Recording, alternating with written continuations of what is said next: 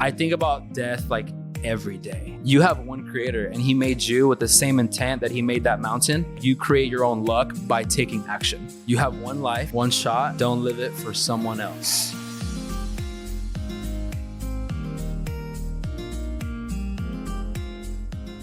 We are back on the Exotic Talk podcast. As you can see, we're in a different location this time. It's a little bit special. So first and foremost, I do want to give a huge shout out to Juiceland, for helping us with the spot. If you have never visited Juiceland, they got the smoothies, they got the bowls, they got everything health and wellness that you can think of. So make sure you stop by. We're right here on Sylvan Avenue in Dallas, Texas. Make sure you stop by. I'm your host, Joab. And then this is my co-host, Julio.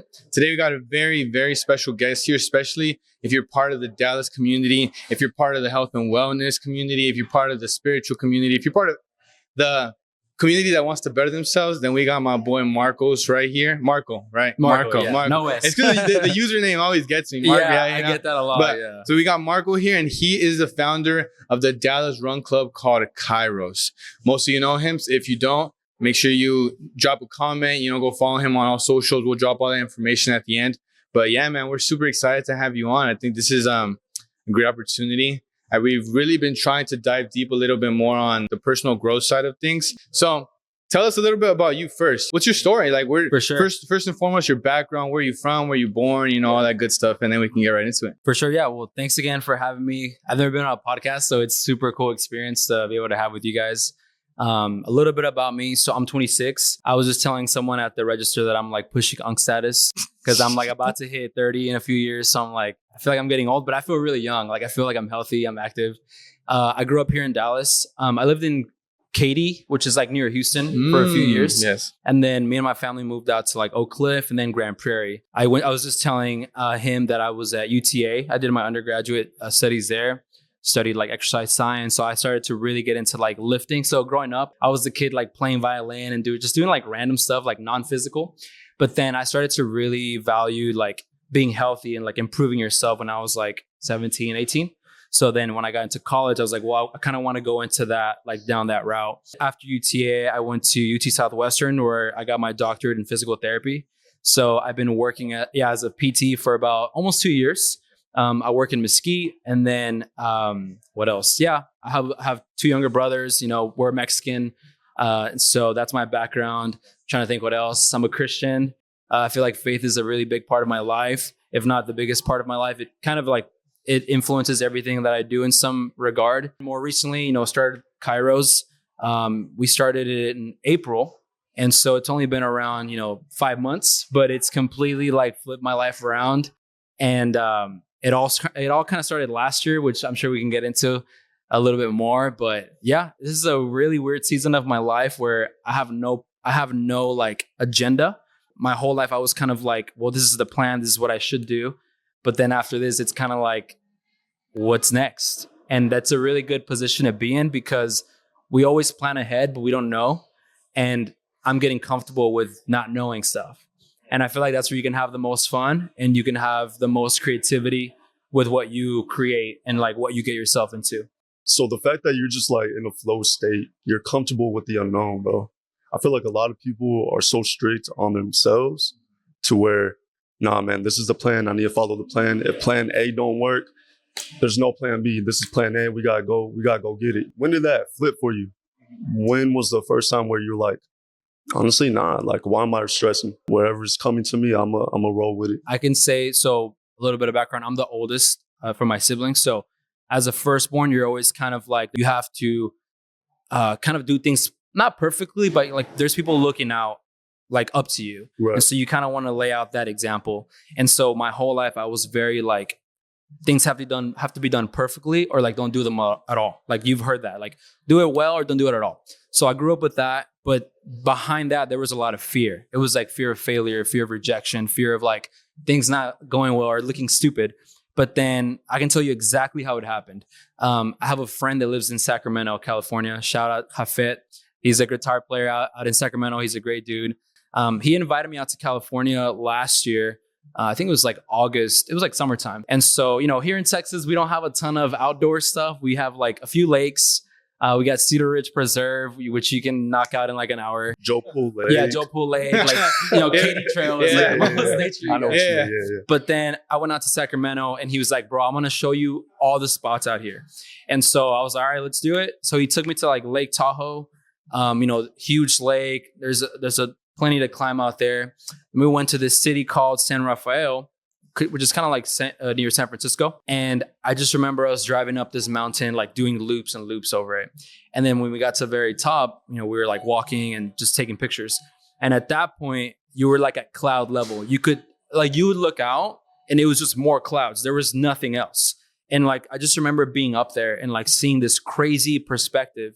And mind you, I'm a believer. So I always have this framework of like God is there. God is real. So then at the same time of my life, I was having a ton of issues back home, like with my friends. Like I didn't really know where I wanted to go in life. Like I was having a lot of issues. And I just remember being up there and realizing, oh shoot, like somebody made this for me to just enjoy and look at. And I'm really amazed by it. And then I was like, but then that same person that made this also made me.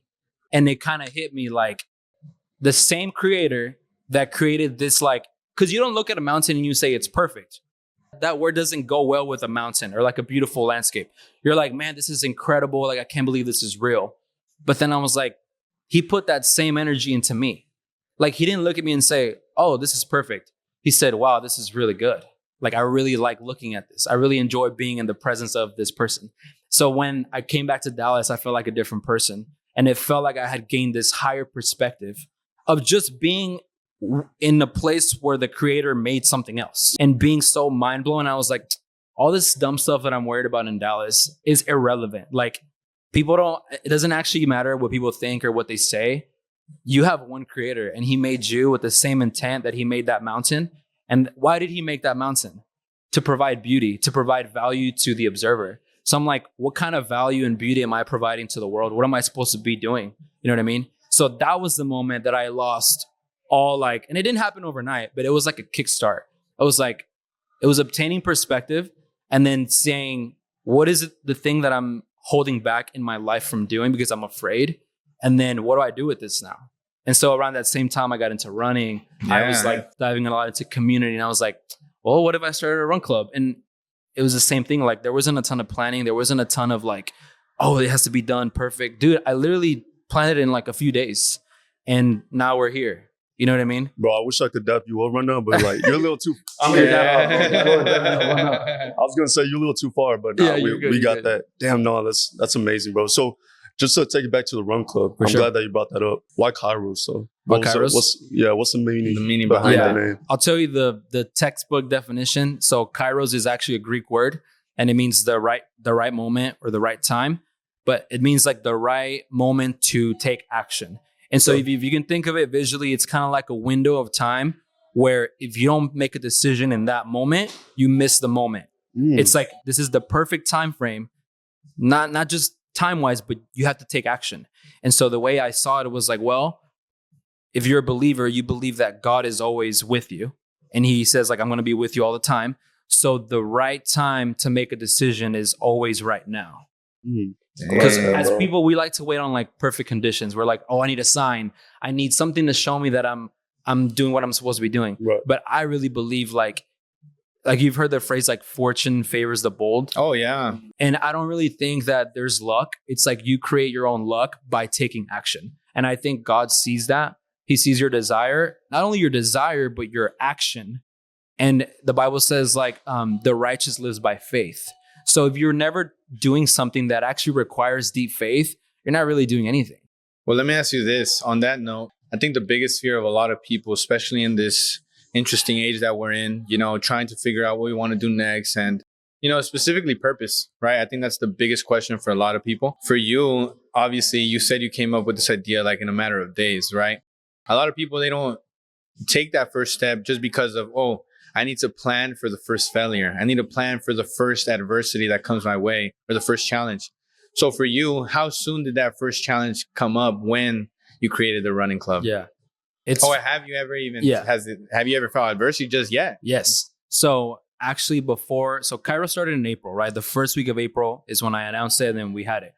Months before that, I just want to make a point, but a ton of people now, because we have so much access to like TikTok, Instagram, a ton of influencers and content, right? We consume a ton of content, but we don't actually create anything. And I think that that's backwards because we're naturally supposed to be creative. Like our creator created us, everything. So we naturally have some level of creativity in us, right? Yeah. Yes. So what I was doing in those months prior is I was consuming a ton of content like Alex Hormozy, Gary Vee, the guys that like really, they're like, stop being so freaking scared, like do it. But then I was, okay, what am I going to do with all this content that I'm consuming? Let me create something, right? That being said, I started getting to running. I wanted to start posting more because I felt like I had something to say that people could benefit from. And on Instagram, I started posting on my stories, like this is like February, January. I was like, hey, if you want to get into running, if you, just want to learn the basics of running, come with me to this location and we're going to run a few miles together. And I did that for 2 months. And the reason I did that was because I wanted to get reps with failure. So Alex Hormozy says all the time, like, if you can put in 100 reps, you're going to learn more than like by reading about it or like hearing about it. Just do it, put the repetitions in so you know what mistakes you made and like how to fix it. And you'll learn faster than the person that's like reading about it. Like just do it. So I was okay, well, I'm going to put in reps by putting myself out there, learning what it feels like to have no one show up and you're the only person, as well as believing in myself when no one does. So like the most people I ever had on those days, which was like Fridays, was 4 people ever. And I did that for 2 months. And so I was comfortable because I was like, there was like a certain day where I invited people and people will always say they're going to show up, but they don't. Right. This is kind of the rule. I show up and I'm like waiting for 10 minutes. And I'm like, well, if I leave because there's no one here to see me that I left, then what I'm really saying is I don't believe in myself. Because if I'm saying, I really believe like your word means a lot. Like if I tell you, hey, I'm going to take you out to dinner because it's your birthday and then I don't do it, I'm a liar. Like it makes me objectively, I'm a liar. So if I say I'm going to be here at this time and run this amount, then I need to do that regardless of who shows up or not. I did that for a few months until I like revamped it and like launched Kairos. But that was my first taste of like, what are you going to do when like no one shows up and it's just you? Like, do you just go home or do you continue to push that? Yeah. And I kept pushing. And then when people tell me now like, oh, like Kairos like blew up, I'm like, bro, Kairos has actually been here since February, but you didn't see any of it. It was just me. It was just me and like a few people and like no one cared until it was something bigger. And so that was my first taste of that. Now, like, on the flip side of that, I mean, what was your first peak moment where you were like, wow, like this is actually getting some motion and we're actually seeing substantial levels of progress? And when was that first peak moment for you? The very first moment, I think it started pretty early. So when I first had the run club, it was that first Wednesday and we had 8 people show up. So in my head, I'm like, oh my gosh, I just doubled my numbers from 4 to 8. Like we made it, bro. Like we're at the trenches. And then I kept posting about it, like making recap videos. And then the next time it was like 50. So it was like exponential. And then like the next time it was like 100. So by like that second or third meet, I was like, okay, like there's some numbers here. And then I think by like our 4th one, C4 had reached out and they're like, hey, we want to sponsor your run. And I was like, bro, I just started. Like this just happened. Again, it didn't just happen because there'd been some background. But I was like, dang, like there's actually some motion here. Like we're on the map, I guess, you know what I mean? So that was the first time where I was like, okay, there's something here. Those 4 people that showed up that first time, are they still showing up? No. No? No. Well, let me ask you this then. How important is community to you? It's everything. Yeah. I would say that's been the biggest like reward is the people that I meet, because there's like there's quantity of people that show up, but I care more about the quality of relationships that you build. So like all my closest friends currently, I met them through the run club. They either showed up later or they were helping me out when I started it. But I really think like I will live by this phrase, but if you want to go fast, you can go alone. But if you want to go long, you go with people. Right. And that just means like having people that have a similar mindset as you, similar values, because then you become who you're surrounded with. 100% of the time, if you're with like people that are, they don't have a ton of drive, you're not going to have drive as well. or if you put yourself around like people that are chasing something, like you're going to be like, that's contagious. And so then that's going to make you want to chase something too. But I would say it's everything. Yeah. Yeah. Now, my fault. No, I was just going to tell you, I'm an Eagles fan, right? Eagles fan. And Okay. I want to. Bro, why are you laughing? He always laughs when I bring that up. But I've told every guest I'm an Eagles fan, right? But the fact that you brought up that quote, it's another quote that I keep in my head. Yeah. And it's birds of a feather flock together, right? Yeah. Like you said, the people that have the same mindset, you know, you always want to make sure that you're around those type of people. Right. Knowing that you're meeting a whole bunch of people at the run clubs or maybe outside the run clubs, and you're having that time, you're taking that time to build these type of relationships. Do you have time like to build those type of relationships outside the run club, or is it just like strictly there, like nice to meet you, oh shit, you're cool, bro, like let's go hang out? One thing I've done is like every time I'm at run club, because I know objectively like I can't be everywhere at once. So I'll tell myself, well, at least I want to try to have 1 to 2 conversations like with someone, but like their quality. I'm like, hey man, like what's your name? You know, tell me about you. Like it's like I want to know who's coming to my run club on a personal level. And there have been times where I'm like, hey bro, like let's get coffee, like let's do something. Because I want to know, like, because there's people that come and they have really good stories, but they can't share it all in like, 20 minutes. And so the best conversations I've had have been with people outside of Run Club that I meet there. And we're just getting coffee and they're talking about what Kairos means to them. And like, I'll tell them my story. We go back and forth. But yeah, I think on Wednesdays, I have maybe 1 to 2 like good conversations. And then there's like a follow-up. I want people to know that like I see them and like their support means a lot. But I definitely think like less is more sometimes. Like if you want to go deep, it really takes time and intentionality to build like a good connection. And so I focus my energy on that because then that has more carryover. Like, No, it's more valuable like that. Now, let me, on that note too, because you said something that really made me think. You said that sometimes people come and tell you what Kairos means to them. Now, I'm curious to know, how often do those responses align with what you want Kairos to be for the community itself? When people see Kairos, when people think of Kairos, I want them to feel this. Right.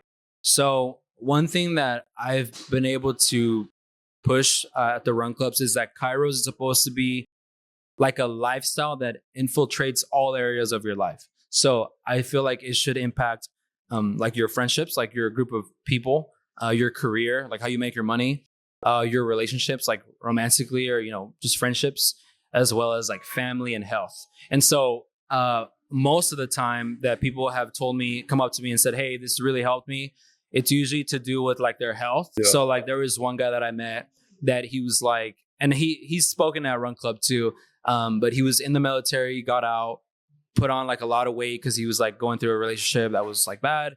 And then he saw our posts and like our stories and he's like, I want to start losing weight. And I think he lost like 40 or 50 pounds. And I'm like, that's exactly right. Like, what are you going to wait for? Now is the right time. You can say, oh, I'll do it next year. Most people wait for a New Year's resolution. But I'm like, dude, you don't even know if you're going to make it till next year. Like, do it right now. And so most of the time it's in regards to that. And yeah, health. Yeah. Some people have told me about their jobs. Like, okay, one of our core team members, his name's Kevin.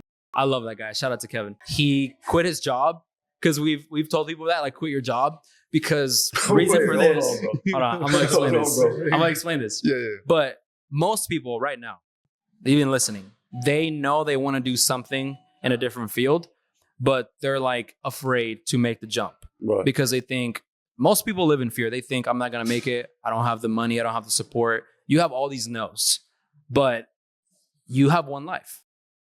You have one life. Yes. And most people live the same life over and over and over again for 30, 40 years. And then they retire.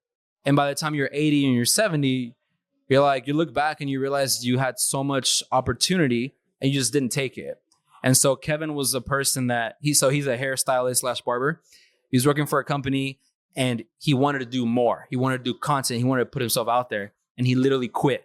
And he's like, I'm going to go all into myself, to what I believe I can provide to the world. Yeah. And now he's like popping off. He's got like hella followers. Like, he's doing great. But it took him making that leap of faith, literally quitting his job and walking on water. Yeah. He's like, quit your job. All right, bet. Yeah. That's actually funny because I had wrote down a question that I wanted to ask you. Yeah. So I guess I'm just going to ask it. But for sure. So far in these months, since April, when you start seeing more people, what has been your favorite memory and what has been the craziest memory? Mm-hmm. Favorite memory. So, but not from you though, from a member that you're like, from a oh member. wow, like I can never forget this. Yeah. Oh, that's a good question. So, favorite memory from a member, like they were telling me about Either it. something, yeah, they could be, they did something, they told you something, whatever, like just a memory. I would say it's kind of a memory, but also, okay, I'll tell you, because I really believe like when I started this, the vision was for people to come together and find themselves at the right place at the right time. So back in June, we had our first pop-up, which again, my background is in healthcare. I don't know anything about branding, marketing, event planning, nothing. I'm a PT by trade. That's all I know. But then I'm like, you know what? Like, let's dream a little bit bigger. What if we did like a pop-up event with like vendors and a venue and like a pop-up route? So then we have this really big event in South Dallas, and I meet this guy that one of our members brings. And we're like chopping it up, and we realize we're the same age. We have the same background, like with our families from the same part of like we're Mexican. So we're like from kind of like a similar area. Right. And we're like, dude, we're kind of like living the same life. Like, how did you get here? And then he's like, oh yeah, my friend invited me. And I'm like, who's your friend? And then it turns out that his friend is my childhood best friend, and they live across from each other. Damn. And I'm like, what a coincidence. Like that's too perfect. And now he's one of my friends, name's Raul. And his best friend is Kevin that I just talked about. Crazy. So I'm telling you, all the people that I've met through, not that I've ever met, but like the most important people to me right now, I've met through Kairos. And I'm like, if I never made that leap, I wouldn't have met them. That's true. So you find yourself at the right place at the right time by taking action. Like literally doing side quests. I believe you can find your future through a side quest. Do you, I know that you said for a lot of people it's different, right? If it's like going to the run club for mental health, if it's like stress relief, spiritual, I'll say balance, or maybe they're just there to make friends. What is it for you? Like as far as running? I think it has to be, at least for me, there is obviously a health component because if you don't have your health, like I've heard this quote. If you guys know who Michael Smoke is, he's a higher up wellness guy. Oh yes. He says everyone has 100 problems until health is a problem, and there's only one problem. Yeah. So you can have all the money, you can have all the success, the friends, the family, everything, but the second that you get a really bad diagnosis, there's nothing else on your mind rather than like, I need to get healthy. There's nothing more important because it's your life, it's your well-being. So I believe health has to be priority. But if you're healthy and you have no one to share that with, it's like, well, then you're still miserable. Because you can be healthy, you can be jacked, you can be running marathons. But if you don't have a healthy community to support you, to love on you, you know what I mean? It's kind of like, I know exactly who am I sharing I this know with? exactly what you mean. Because the other day, I was actually thinking to myself, life is already hard, so might as well not do it alone. Exactly. When I first came across Kairos, I was like, oh, snap, this is cool. Like, I've never seen something like this in Dallas. I was living here in Bishop Arts. I had seen another running club on Thursdays, but it's like the essence and just the message that your group was like pushing, man, it's contagious. Like, you're doing a good job, man. Like, you're doing a good job. Yeah. Which takes me to this question. I'm going to read you a quote, and then I want you to tell me if you agree or you disagree, and then more like if you want to go deep into it, okay? A man is not old until regrets take the place of dreams. So do you agree or do you disagree?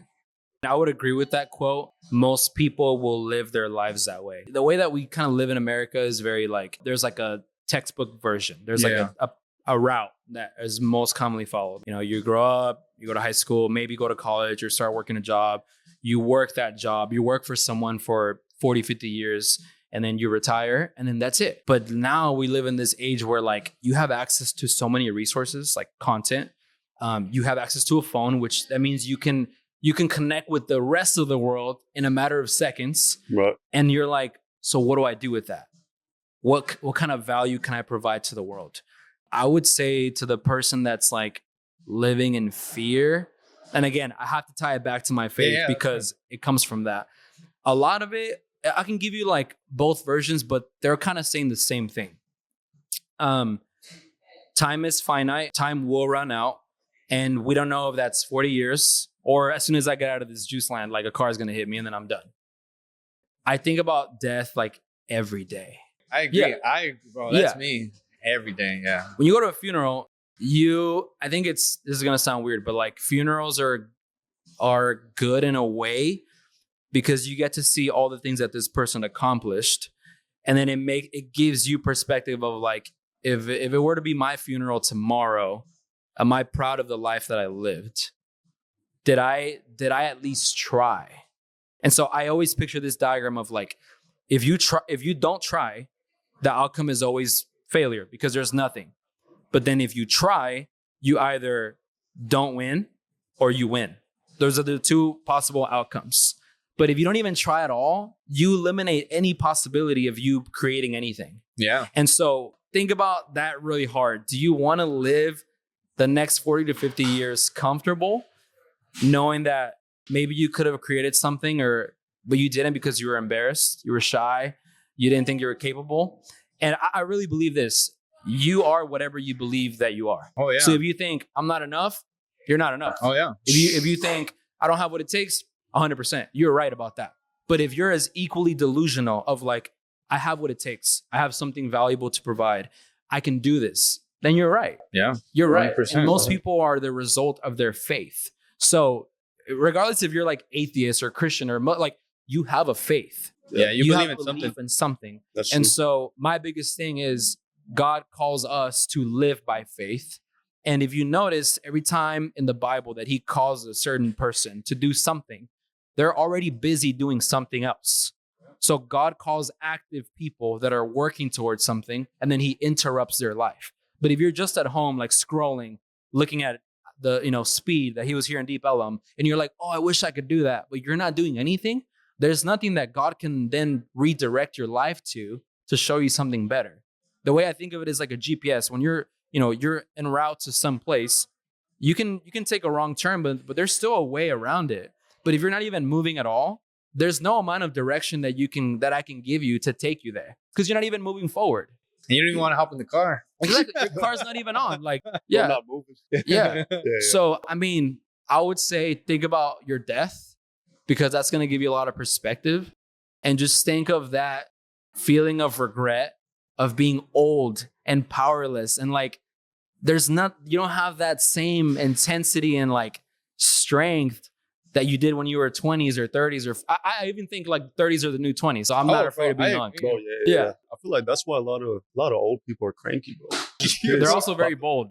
Yeah, that's what I'm saying. But it's not so much as like, oh, they're mad at you or No. like they're being a B to you. Yes. It's more internal. They're Yes. mad at themselves. They're mad I at feel themselves. like. So that's a strong quote, and I Mhm. also agree with what you were saying about thinking about your death tomorrow.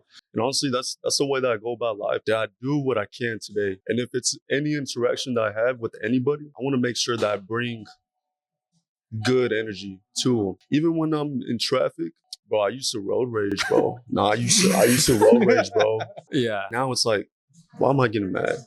Yeah. Yeah. I want to share a funny story, and you can probably relate to this because we come from a Latin background too.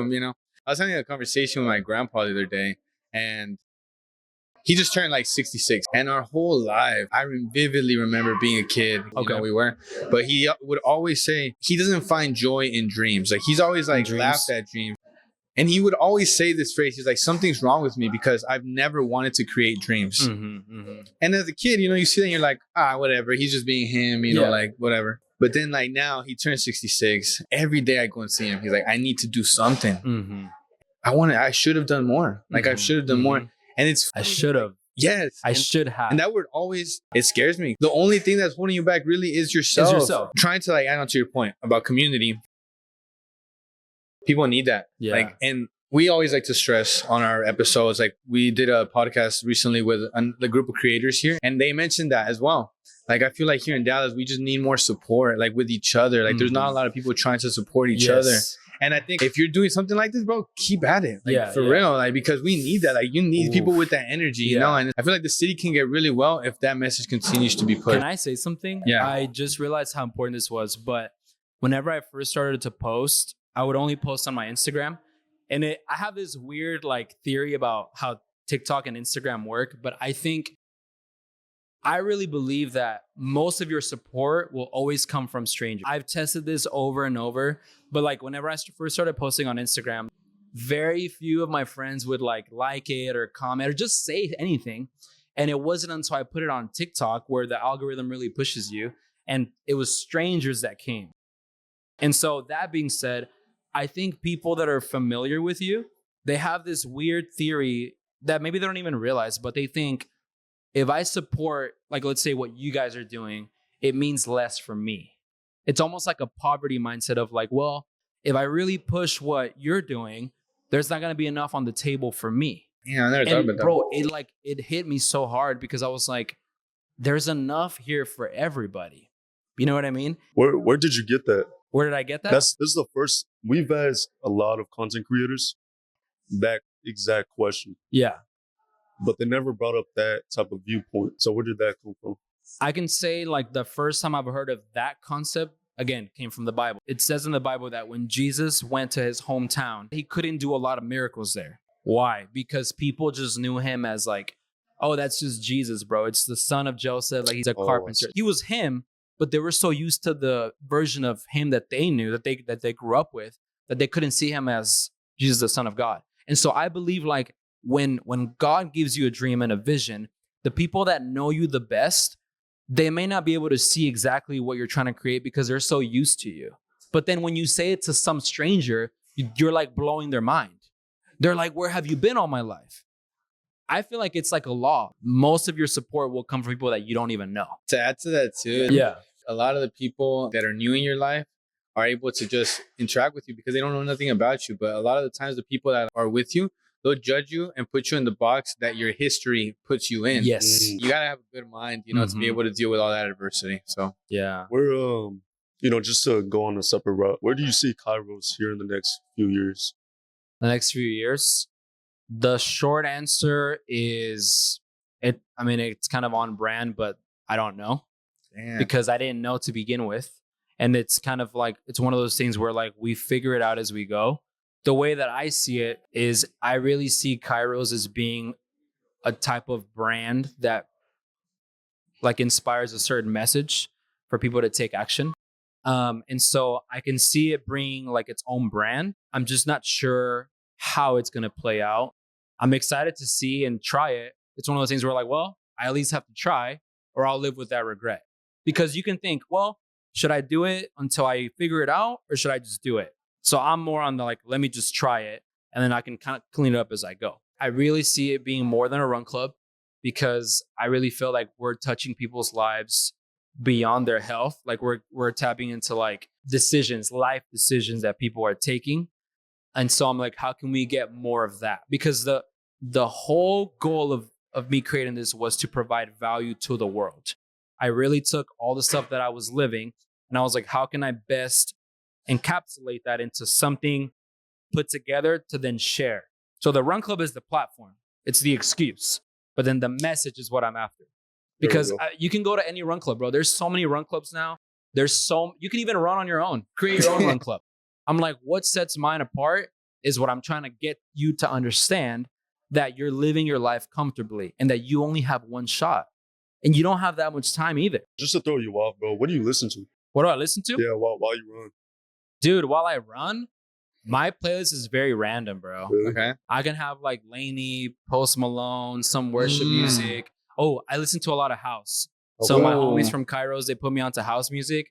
So I be blasting like Dom Dalla, bro, Mau P, just like, a lot of big like house artists. So I'd say house. Yeah. Getting into a lot of house. Nice. Yeah. I'm not gonna lie to you, bro. When I went on Wednesday, I had no music. No bro. music, yeah. Just straight, Just straight the demons thoughts, in bro. your Straight mind, bro. demons, Yeah. bro. Oh my god. Nah, but I felt good though. What's your schedule like? I know that you have your run club, which is Wednesdays at 7. What other days are there? So, I work Monday through Friday with the exception of Wednesday. And then so we have Saturday pop-up runs every 2 to 3 weeks where we'll kind of like pick a different coffee shop and then make like a route around that coffee shop just to kind of get people like out of their shell, because they're used to Wednesdays. That's like a consistent place, but it's more of a curveball on Saturdays. Okay. And so Right. we were able to pick somewhere more up north because, this is very South Yeah. Dallas. So I'll try to go up north a little bit more. So Raul, my homie that I met at Kairos, he's hecka like hybrid athlete. So he does like swimming, running, lifting. And so he's going to help me out with like some track workouts, like setting up track workouts. So we're going to start that up pretty soon. But yeah, that's kind of my schedule, like day to day. And then Sundays, like church, you know what I mean? Okay. Homies, hanging out with homies. So how important, I know that you're a big spiritual guy. And this is a conversation that me and Joab were having on the way over here. And I told him that there's a lot of people that are spiritual, but they're not religious. I've heard that. And I think spiritual is more like you believe in like a higher power. Like you believe that it's not just like flesh, but that there's like spiritual stuff, like influences, you could say. Religious is more like you practice a certain, I guess you could call it religion. I think people are afraid of calling it religion, but I think religion is the right word. That's because true. It's like a set of values and like belief systems that you live by. I think if you're spiritual, you're probably more like following loosely whatever thing because you can kind of hop around, like you can kind of jump from, you can believe this from this religion and then like astrology and then like, you know what I mean? Like you can kind of take from everything. But I think if you're religious, you're adhering to a more strict set of beliefs and systems. And I think that's where I fall. I'm like, well, I'm trying to live this certain way. I believe this, I believe that. And then I'm sticking to that. I'm not trying to like twist it so that it fits my lifestyle. No, of course. If anything, I'm like, okay, how can I make my lifestyle reflect this even more? You know what I mean? And that's hard sometimes, but I think that's the way to go. Yeah. I like that, bro. What's your go-to drink spot or food spot after like a good run, bro? It's like midday, peak hour. You just hit this good long run. Where are you going to? Dude, I have a ton of spots, but I love coffee and matcha. So Bro, I'll I'm say a big matcha guy too. Yeah? Yeah. Bro, it's fire. It's the drink of the summer. Yeah, it's fire. It is. I feel like a lot of people don't like that grassy taste. Yeah. You know? It just depends. Like if it's grassy, it's not good matcha. But yeah, I'll bro. dap you up again, bro. Yeah. Air dap up. I would say Hola Cafe is like down the street. LDU Coffee if I'm like by White Rock Lake. That's usually where I'll go after my long runs. Where else? Oh, I'm blanking out. Berkeley's Market has good coffee. What else? Straight for sure coffee spot. For sure coffee. For sure. Yeah, for sure. Okay. What's your favorite trail, bro? My favorite trail? Yeah. Dude, I think Katie's a safe spot because it's very linear and it's not super like, Somebody got robbed the other day. Somebody got robbed? I'm sure, bro. It's probably I don't Bro, it's crazy you say that, bro. I've been hearing stories about the Katie Really? Trail, Yeah. Honestly, I prefer White Rock because there's a lot more like scenic. It's more scenic than Katie. Katie's more like busy and you get to like people watch. There's a ton of people, it's interesting. But then White Rock is more the views and like, I've had my best breakthrough moments with like Kairos and just like God has been at White Rock by myself. There's like a spirit there. It's like a good spirit there for sure. I can attest to that. Yeah. All right, I remember now. Okay, go for it. So before we get into the last question to close off, is there any sort of, it can be brands, businesses, juice spots, coffee spots, but any sort of people that are the brands that you want to highlight before we head out? We finish before up. we head out? Yeah, Dallas based. Yeah, 100%. That you feel like deserve the shout out right now. Yes, 100%. So I have two of my friends, their sisters, Leslie and Mitzi Oaxaca. They are owners of Nido Oaxaca, which is like a pastry, / bakery. They're mobile, not mobile, but like they do stuff from home, but they sell to a bunch of coffee shops. Like all their pastries are really, really good. So shout out to them. I love them. They're also like amazing people. My homie Baba, he has his own like matcha business. It's called 333 Matcha. Really good. They have a ton of pop-ups here in Dallas. We've actually worked with both of those. So they're really close to my heart. I'm trying to think what else. My friend Nick, he's a producer. He does music here. He does a lot of like, not house, but it's like, techno. What is it? Techno? No, kind of.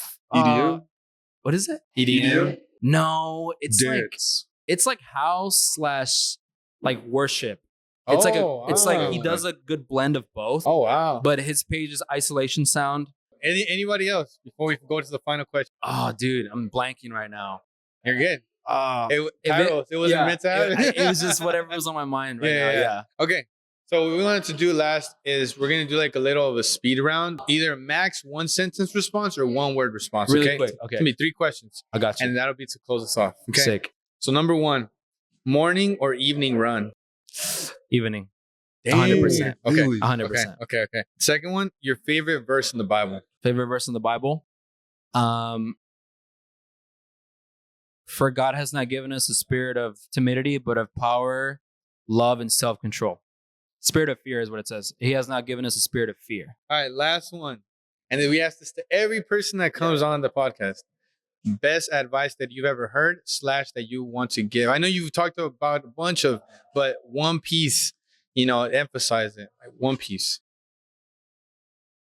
You have one life, one shot. Don't live it for someone else. Do what you want to do, knowing that God is with you. You're not going to die. Even if you do die, that's the worst that can happen, and that's going to happen to everybody. So the in between that is your wildest dreams, and you're the only thing holding you back. There's literally no one else, no competition. I love that, bro. Love that, man. Love Honestly, this was a good conversation. Honestly, Yeah, man. I loved it. I loved it. But yeah, man, I think we do appreciate you coming on. Of course, yeah. Everybody, y'all go to Kairos Run Club on Wednesdays at 7 p.m. 6:40 and 7. We have 2 groups Yeah, now. All Yeah, right, but let's say yeah. 7. Let's call it 7. Yeah, 7 p.m. by the Trinity Trinity Skyline Trail. By the Trail. Modera Apartments. By the Yeah, Modera Apartments. there you go. yes. That's a more specific song. Yeah. Yeah, we're Definitely. gonna tag everybody that he mentioned. We're gonna tag them down below. We appreciate all our supporters, everybody watching this, and Thank you. Anything else? Thank you, Yeah. Marco. Yo, thank you guys for that's having all I me. gotta This is say, so much fun. we're gonna Thank catch you. y'all next time. Okay. Yeah. Yeah. See you soon. See you later.